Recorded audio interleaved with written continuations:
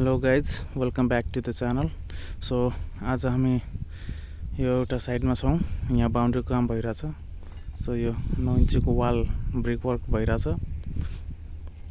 यो total length यस्तो छ।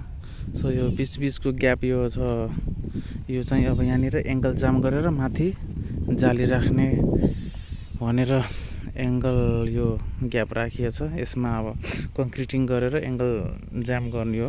ब्रिक वर्क गर्दा ध्यान दिनुपर्ने कुराहरू के छ भन्दा, अब यो हिजो अस्तिको जोडाइ भयो भनेपछि यसलाई क्युरिङ गरिदिनु पर्यो।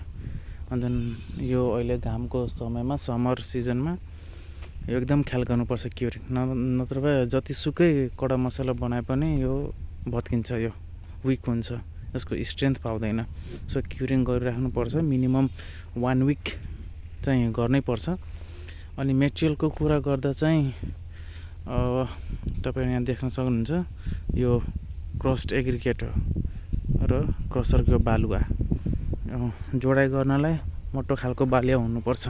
एउटा मसिनो खालको हुन्छ, त्यसले प्लास्टर हुन्छ, त्यो चाहिँ जोडाइमा ढलानमा युज गर्नु हुँदैन, त्यसले बोन्ड अलिकति कमजोर हुन्छ। सो एउटा राउन्ड एग्रिगेट्स भनेर आउँछ, यो चाहिँ क्रस्ड यसरी यो फुटेको हुनुपर्छ क्रसरबाट। यसले कङ्क्रिटमा स्ट्रेन्थ, सिमेन्टसित बोन्डिङ राम्रो हुन्छ, स्ट्रेन्थ पनि राम्रो हुन्छ। सो यही सब हो।